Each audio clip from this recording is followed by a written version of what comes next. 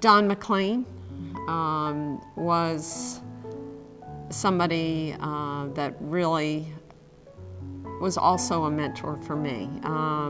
He changed the direction of my life during one of our interviews. He asked me what I really wanted to do in life, and it was when I was getting close to getting out of college, and I said, you know, I really thought I'd go into social work. And he said, Heather, in his way, you know, sat back and said, Heather, have you ever thought more about going into preventative medicine with young people? And I kind of looked at him, and he said, have you ever considered YMCA work as a career? And I hadn't. And I had such great experiences at camp. I really began to explore that a little bit. And right after college, I worked for the Washington, D.C. YMCA at their YMCA camp as an assistant director. And then when Don was able to hire another full-time staff person to help him, we went out to lunch, and he asked me if I'd be interested in that position. And that sort of got me started on my life path.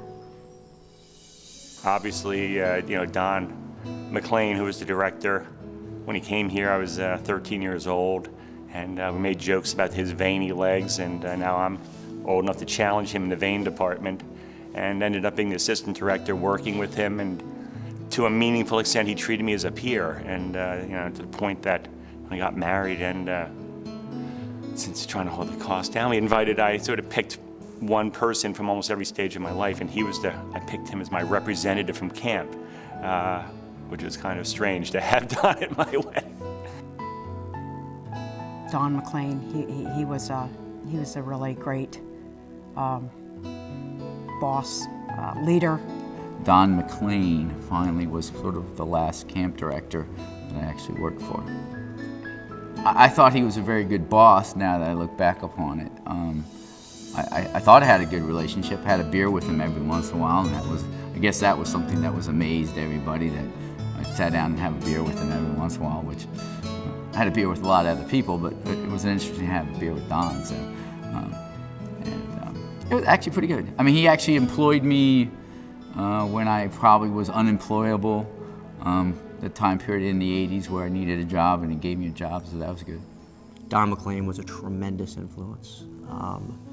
And the funny thing was, in most of my dealings with Don at the ripe old age of 16 through 21, 22, is I didn't really understand many of his stories until I was later. So my last interview with Don, I was pool director that summer, and things didn't go as I had hoped at times, and then there were some opportunities for improvement. And sat down for my proverbial interview as I was interviewing for the waterfront director job.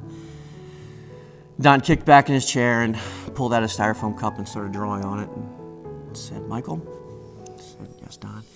He said, you know, when I became camp director, it was a tremendous accomplishment for me. And I had a long list of things that would never happen at my camp. I would never let them happen. There was a long pause, and I said, okay. He said, you know what? I said, what, Don? He said, they all happened. And you know who did them all? I said, no. He said, my children. He said, you know what? Doesn't mean I don't love them any less. Just means I had to learn how to deal with it. And the stories like that when you're 21 don't resonate, but as you become older, you know, those things stick out, and you continue to think about things like that, especially as a parent now. Everybody is important to you, but if I had to pick just one, and that's a tough thing, I would say Don would be the one. Probably in my time, both in the service and working, I'd say as a leader and a boss, he was probably, if I could be half as good as him, I would consider that I had done a good job.